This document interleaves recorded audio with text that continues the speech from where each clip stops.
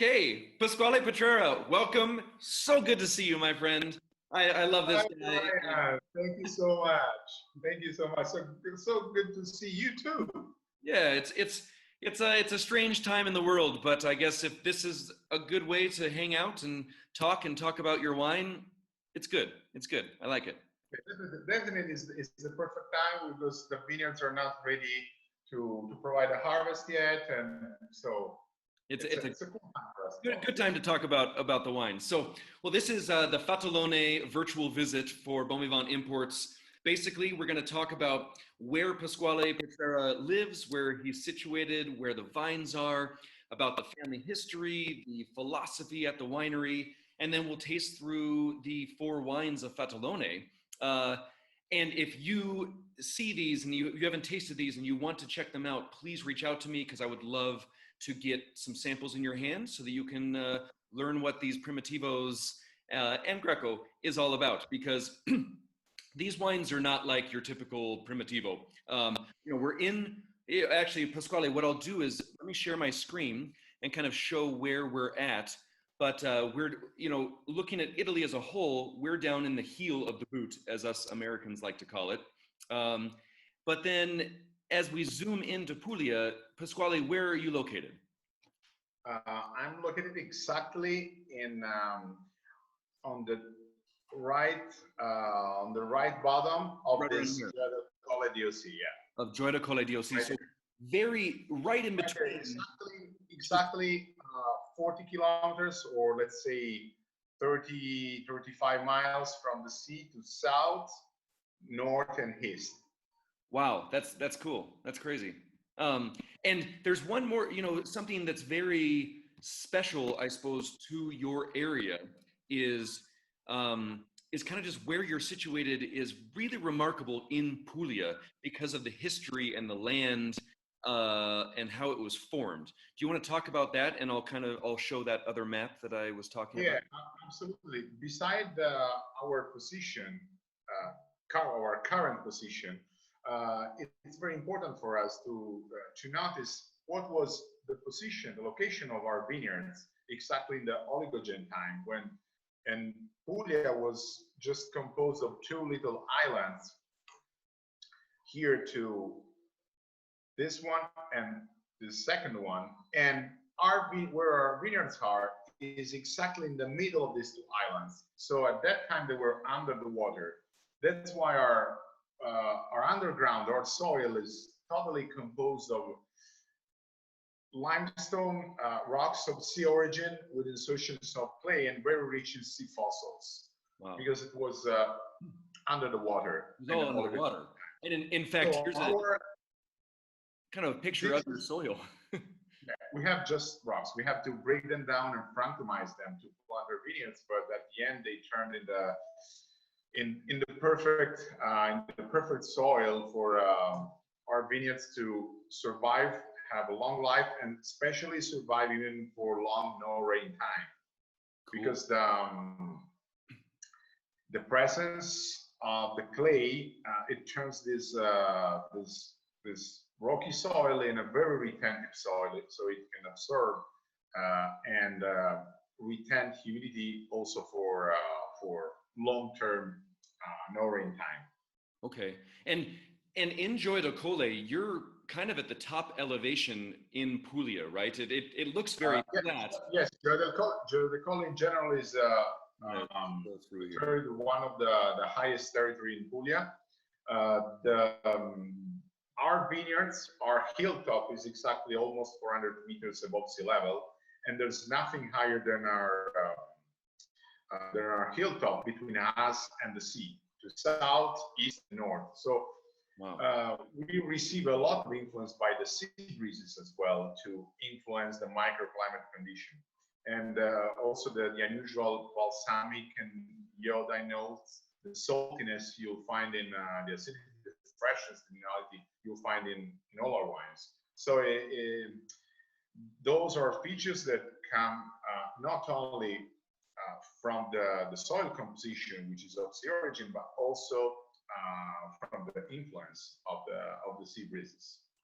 Cool. Yeah, because I mean, this is for Primitivo, you know, this grape that many of us kind of wine geeks hear and we say, oh, Zinfandel, Primitivo, not so interesting.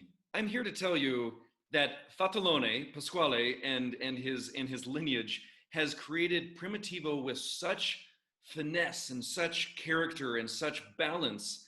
But I think it's really linked to your position, where you're located. It's absolutely. We don't make any magic. It's just we try to express at the best what's natural of our vineyards and our vines are ready to provide. Cool. So tell me about your history. Like, how did you get started? You're fifth generation, right? Yeah. I'm the fifth generation, and in here in our DOC, we're also the first winery that bottled Primitivo 100% varietal under the DOC of Gioia del Colle. Wow. And since 2007, we're also the only winery capable to carry out vertical tastings with our Primitivo to show the performance that it can guarantee also along the time. With your reservas. And so I learned everything I know from my father, and so I did from his grandfather, father, and grandfather. Yes. Who's this guy? My grandfather, the fatal one. The fatal Fatalone. Because the origin of our brand name basically is related to the nickname of my great grandfather, who was a kind of local Casanova. So Fatalone translated in the fatal one in every sense. He was a kind of local Casanova, and he lived happily lived, I'd say, up to the age of 98 years old, and having specifically breakfast every single morning with half a liter of milk, just straight coming from the cow, and half a liter of Primitivo. That's disgusting. But amazing. Well, he didn't shake. He didn't used to shake them together, but I mean, in your body, they blend somehow, and it worked. I mean, it obviously worked. He lived to 98. That's amazing. Yeah. and you should try something like that. You already have my Primitivo. You just need to find a cow. I just need a good cow. Yeah, you're right. So who's this guy? This guy is my father. Let's say the visionary, the one that decided to bottle, to give a name, to give a brand to our family production. And he started in 1987. In 1987, great. He transmitted to me all the passion and the philosophy of our winery. This little one is the sixth generation to come. That's awesome. Now just running on the bike in vineyards, but the future. This is the future of Fatalone right here. I think, actually, I don't have a good picture of Christina here, but Christina might be the brains behind it, and Filippo will do all the work. Absolutely. Yeah. That's awesome. So you're fifth generation. You kind of took over from your father. He still works a lot with you, right? Absolutely. I mean, in the vineyards, he's still the boss. He's still the boss. All right, cool. Boss, yeah. And right now is about to turn 74. Wow, nice.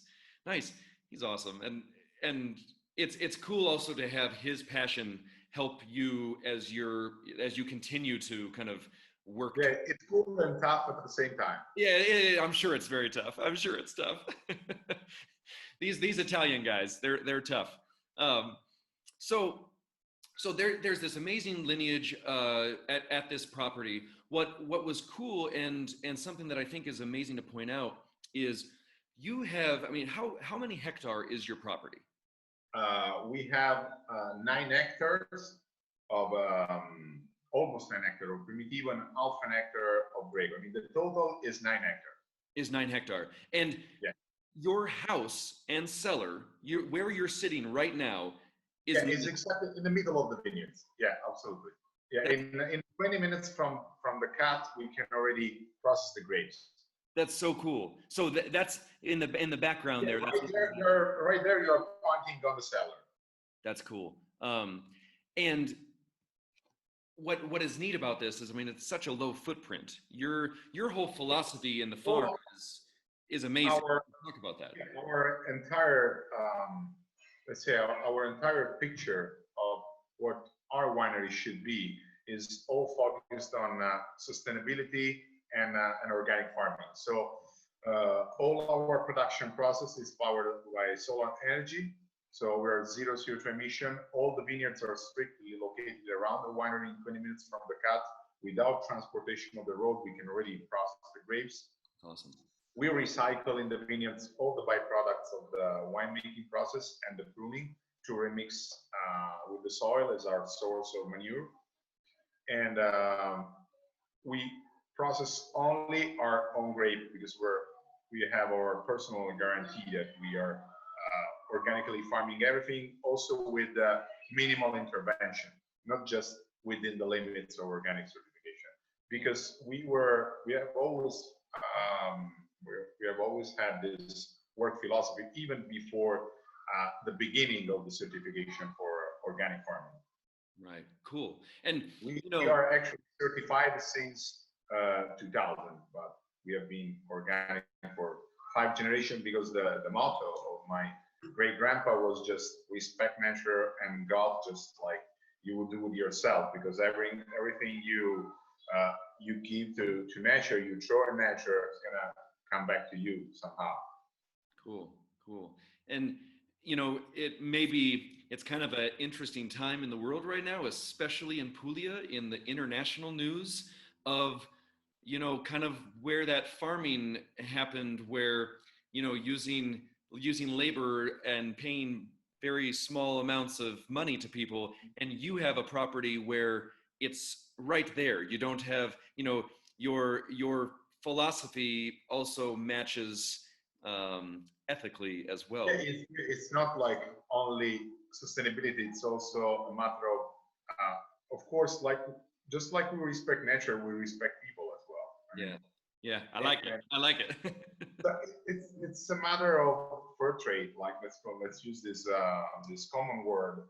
And so we have our seasonal workers. They're all regularly and legally hired and regularly paid with the legal wage. So cool. This is our wages to be. Also because I mean, if we want people to take care of our vineyards the way we would do, we need to transmit them the respect. And the best way to transmit respect to someone is to respect the person you're talking to. Yeah, it's nice to hear, just because you're in an area that's that's maybe here in America we scrutinize now Puglia, but it's good to hear your philosophy and how you take care of your workers, because I know in this sense, my father in our area is definitely known as one of the really good people, in the sense of treating them like they should be. Like people. Yeah, good. Yeah. That's awesome. Now, I mean, we definitely consider that kind of let's say behavior like definitely despicable. Despicable. Yeah, the word should be that. Yeah. So, Pasquale, you now have, right now is a very special time because it's right before the harvest, and so we have some cool things to show. But let's talk about, before we dive into the wines, talk about your philosophy with winemaking. Okay. Fermentation with yeasts, with sulfites. How do you use in general? Okay, well, let's start from the vineyards, because it's from. I mean, we build definitely our wine in the vineyards, and in the cellar we just put the frame to the painting that naturally made in the vineyards. This is our vision. I like it. So in the vineyards, the only products we use are sulfur and copper, and lately we're even reducing their use, substituting them with zeolite, which is basically volcanic stone powder, Oh, basilica. Okay. which helps to dehydrate the environment on the grapes that that, let's say, it makes difficult for pathogen to proliferate. Okay. Okay. So it helps to protect the vines without using even copper and sulfur. Nice. Once we get our grapes in the cellar, we just run spontaneous fermentations. And to do this, of course, we need to make sure that the grapes coming from our vineyards are in perfect condition. So everything starts with a hard selection in the vineyards. Great.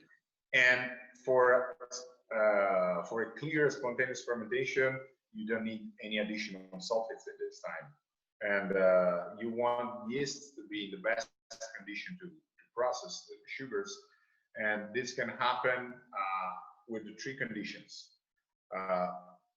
No additional sulfates, temperature control, because we don't want our fermentation to go too high in temperature that would stress our yeasts out. Okay. And also, when too much carbonic is growing in the tank, then we have this open cycle pumping over to remove the extra carbonic that could affect the natural yeast process. So we pay attention to put the yeast in the best condition to run spontaneous fermentation. So it's not a wild, abandoned fermentation. Cool. It's a clear, observed, and focused spontaneous fermentation. Usually takes 2 to 3 weeks to run the whole fermentation for the reds. And after that, we still keep the mast in contact with the skins for a few more days for the last part of the extraction. And then we blend together the free run juice and the pressed one. Okay. Even during the malolactic, the spontaneous malolactic after the alcoholic fermentation, there's no addition of sulfates. The first addition of sulfates happens only before bottling for the white and the Teres, and right before aging the Riserva in oak, or for the right after the malolactic for the classic Primitivo. Cool, cool. Well, all right. I'm excited to taste these. So one little caveat, something to know, is the first two wines, the Bianco Spinomarino and the Teres, are kind of allocated wines each year for us. We bring in a load in the spring. They go out as allocations, and then we wait for the next year because they're wildly popular and they're an amazing and small production. So this is something I do have some samples that I can get out into people's hands because we can talk about for the 2020 vintage. So you know, this isn't necessarily something in stock unless your distributor currently has some, which they may. So we'll start with the Bianco Spinomarino 100% Greco 2019. Talk to me about this, Pasquale.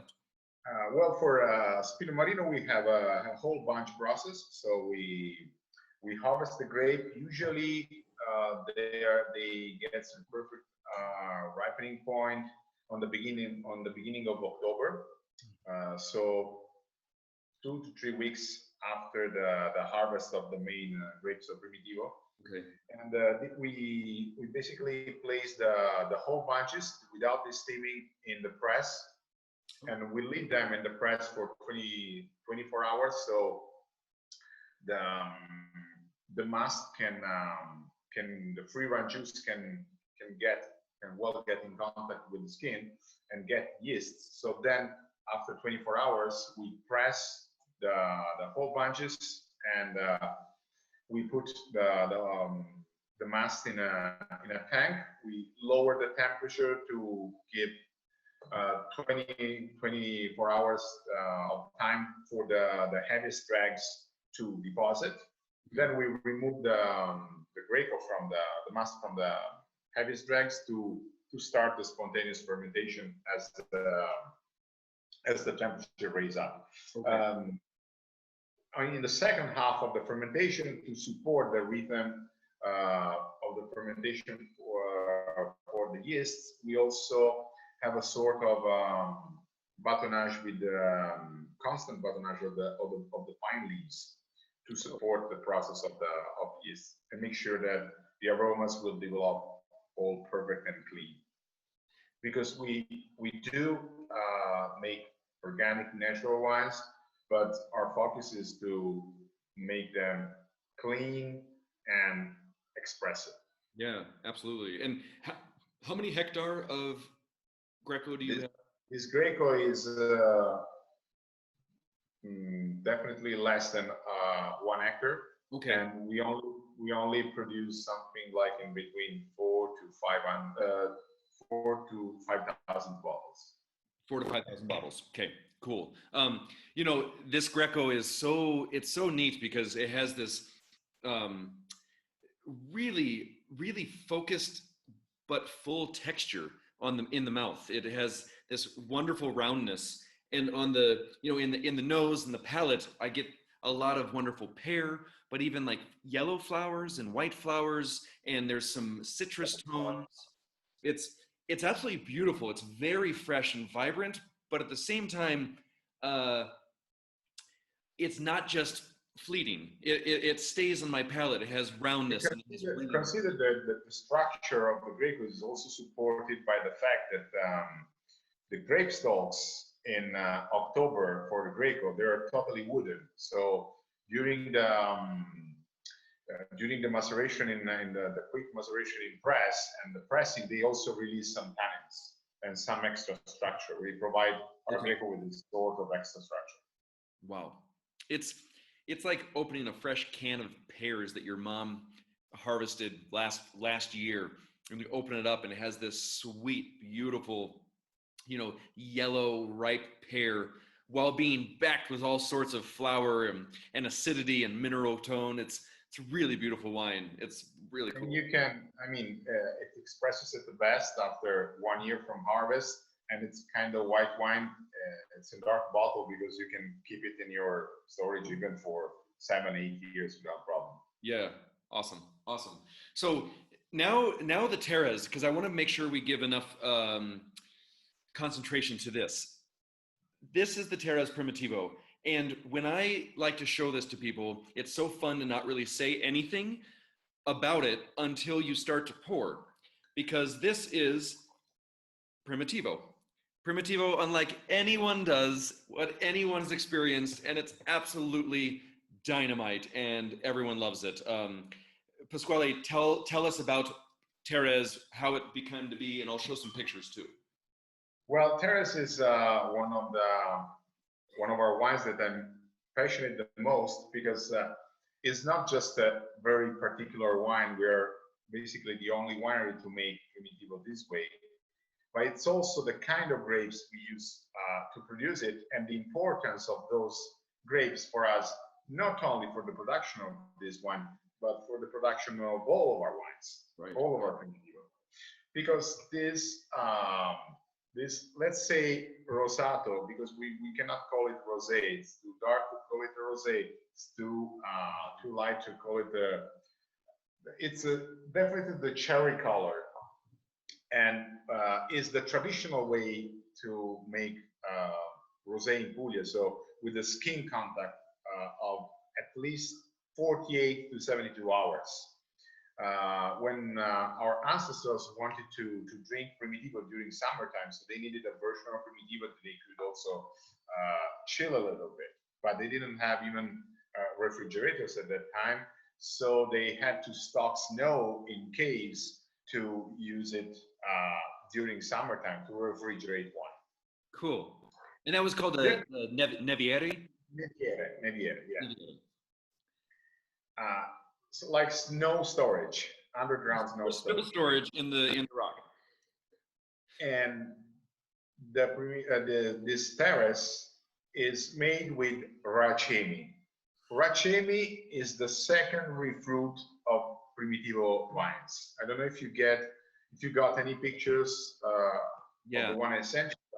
Yeah, basically, the wonderful thing is this was taken only 20 minutes ago. Pasquale ran outside to the vines so that we can see what the Racemi looks like. And I think it's fascinating because this truly shows these are two different clusters of grapes. on the same exact vine. Yeah, basically on the main body, on the main shoots, there are like classically the main grapes, and usually on these main shoots there are secondary budding and secondary shoots that in most of the grape varieties are not fertile, or they are not significantly fertile. Sure. Primitivo has this really prominent feature of having this secondary budding fertile and producing a significant amount of these small grapes that are actually not even varizoning while the main grapes are still completing their verizon and ripening. They will start their verizon just when the main grapes will be perfectly ripe. Wow. So they will start the verizon and they will be ready to be harvested just 1 month later. Usually we harvest the main grapes in middle September, and Racemi will be ready to be harvested just in middle October, let's say first half of October. And this is the reason why nobody else does this, because you have to do an entire second harvest. Absolutely. And actually most of the producers, they prefer to cut them down to focus to have the vines focusing the ripening on the main grapes and get a kind of overripe process. But this is exactly what we do not want. Yeah. We do not want overripening. So Racemi represents the fruit to make Teres, to make this rosato, and they are definitely charming in this sense, because consider these grapes are verizoning and ripening between half September or middle September, middle October. So at lower temperatures, all the aromas of these grapes are better preserved, like we could not get with the main grapes, because they have these small berries, like you may notice. They are closer to red currant size berries. Really small, yeah. Really small. So the yield is very low. We are talking about less than 1,500 kilograms per hectare that we reharvest, because they represent the ideal fruit to provide this elegant, fresh, delicate version of Primitivo that you are tasting right now. And beside this, they are definitely the key fruit also to guarantee the quality on the reds, because their presence on the vines allows us to harvest all the main grapes in 1 week, 10 days, because we handpick all our grapes. So it takes almost 10 days to harvest our 8 hectares. And during this week, during these 10 days, the main grapes could easily go in over ripening. Oh. Because Primitivo has got a very thin skin, so it easily goes from perfectly ripe to over ripen. And the only way, because we can guarantee to avoid this process, is because we still have on our vines Racemi. And Primitivo vines will automatically start to send all the nutrients to the Racemi when the main grapes will be perfectly ripe. So it's a kind of pacemaker for That's why you call it a pacemaker. I understand it now so clearly. That makes sense. And the vines kind of freeze the ripening process on the main grapes to focus their job on Racemi. That's amazing. And this wine is, well, I already drank it because it's so refreshing and delicious. You know, you can call this rosato, but in America right now we have a very big trend of chillable reds, and this is kind of that category that I think Teres belongs in. Put a little chill on it, just not cold, but just cellar temperature is perfect, and it has this freshness. There's so much floral component, bright, beautiful cherries, like when you see a gorgeous cherry tree with pretty cherries, you just pick them right off the tree. That freshness, it's so vibrant. It's so good. And we in Teres, I mean, I like to define this wine of ours, Our Lady version of Primitivo. It's more delicate, elegant. It's the feminine side of Primitivo for sure. Exactly. And you may notice the aftertaste of the green almond, the light bitterness when you can eat the whole fruit, including the skin and the actual fruit inside, the one we commonly eat as an almond, is still citric and jelly. And you get this whole mix of taste and texture in your mouth when you eat Yeah, I'm very used to eating fresh green almonds right off the tree. I totally know what you mean. Yeah. So we then take the Teres and you have the regular harvest of Primitivo as well, which we have two wines for. So the classic, and this is 2019 current vintage Primitivo. So this is now the beautiful fruit that sits, and hangs like a true, the true Primitivo grape, and the Racemi comes later. So talk about what your process is here. Well, here we have the grapes coming in the vineyards being steamed and pumped in the vinificator tank, where we just wait for the spontaneous fermentation to start. And after that, we just control the temperature, and we regularly pump the must over the pomace to keep the skins always in contact with the must, and to have the must release the extra carbonic, so to have the best conditions for the yeast to process. Usually, the spontaneous fermentation takes 2 to 3 weeks to run out all the sugars, and then at the end of this process, we have a few more days of contact with the skins. And so far, the process is the same for the classic Primitivo and for the Riserva. Then is after the end of the malolactic that we taste all the tanks, and we decided which one will be the most suitable to age in wood, and which one the best to express the freshness, the fresh fruits, the acidity, the minerality, aging just in stainless steel. I see. Okay, so everything up until now is all stainless steel, and then you taste to determine what will become Riserva. Exactly. Okay, cool. And then what is the Riserva process? For the Riserva, the process after the fermentation and the pressing and the blend between the free run juice and the pressed one is the aging in wood. It usually starts from after the end of the malolactic for sure, and usually starts from the summer after the harvest. So we move the wine that the Primitivo that we designed to become Riserva in big barrels of Slavonic oak. The choice of Slavonic oak is due to the fact that this kind of oak is the most neutral oak we have, and we use the size of 750 liters and 1750 because we want our Primitivo just to breathe. We don't want to add any aroma or flavor through the aging in wood. So we want the Primitivo to go through the natural spontaneous micro-oxygenation process, which is a key process for Primitivo, being a very oxidative wine. And to, let's say, to improve this effect, we also apply the biodynamic concept of music therapy.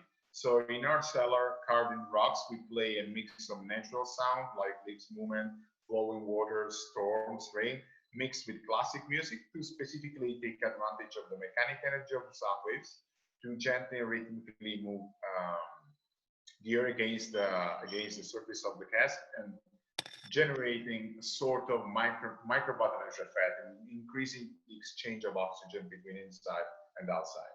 I love it. I love it. And so just to kind of put that into words again, this is talking about music therapy, and where Pasquale is using music and nature sounds. It's not everyone kind of sometimes initially just laughs and says, "Oh, this is so hippy dippy." It's, you know, that's just kind of funny, but really it is scientific. It is controlling the air movement in the air that surrounds these big barrels, and so that if already barrels are used for microoxygenation, where you have that breathability of the wood, what music is doing is it's controlling that air movement and flow and making it harmonious and smooth and clean and wonderful.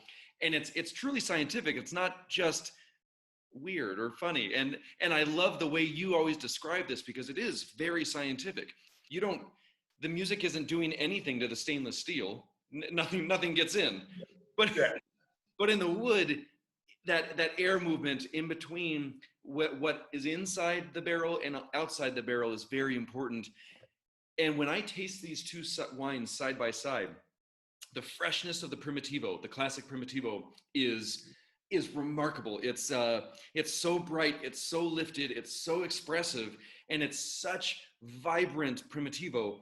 And the Reserva, like you said, this isn't about flavor. It's not about aroma for the wood. It is about breathing. It's about microoxygenation to that Yeah, process, because yeah, it's because so round. Primitivo, I mean, when I define Primitivo like a very oxidative wines, Primitivo definitely needs microoxygenation to express a wide range of tertiary notes that otherwise wouldn't be able to develop, like clove, carob, and the unique aftertaste of toasted bitter almond. It becomes even more prominent through this process. It's dynamite.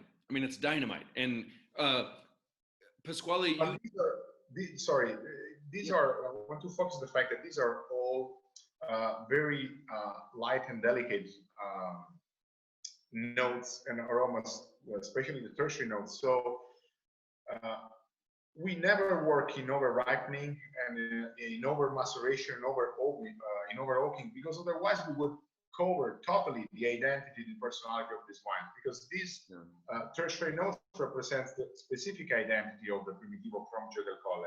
No other areas, for example, develops the aftertaste of toasted bitter almond. right? No, and no expression of Primitivo gives such character and such freshness and such brilliance in the acidity to guide that fruit and that depth. You know, when people ask about Primitivo and Zinfandel, Pasquale, you put this a really nice way. Tell the father and the grandfather thing, or the father and the son. Yeah, well, actually, the son that then became the father, because originally Primitivo arrived in America from Europe, but then after the phylloxera, then Primitivo was brought back from the United States, From the U.S. So yeah, it's like the father and it's the son and the father to Zinfandel, which we know here in America. And there's some really beautiful expressions nowadays. Some people are really starting to find some great expression of the Zinfandel grape. So I know it. You know, we know it's possible, and your Primitivo is really beautiful. It's so expressive. It's so bright. It's so alive. I mean, all these wines tell the story of your land and you and your father and your grandfather and so on, because there's this freshness and vivacity that lives in all these wines. I love them. Thank you, Pasquale. This is Thank you so much for this wonderful description. it's really nice to always to see you. We're like Pasquale and we have always been brothers from different mothers, and it's great to hang out with you via Zoom. It's great to taste the wine, and please, if you're seeing these and these sound intriguing and something like you haven't had before, reach out to me. I would love to get these in your hands, because they're special wines. They're very special wines from Puglia. So Pasquale, thank you so much, my friend. It's so good to see you. Thank you, buddy. Thank you. All right, take care. All right, bye.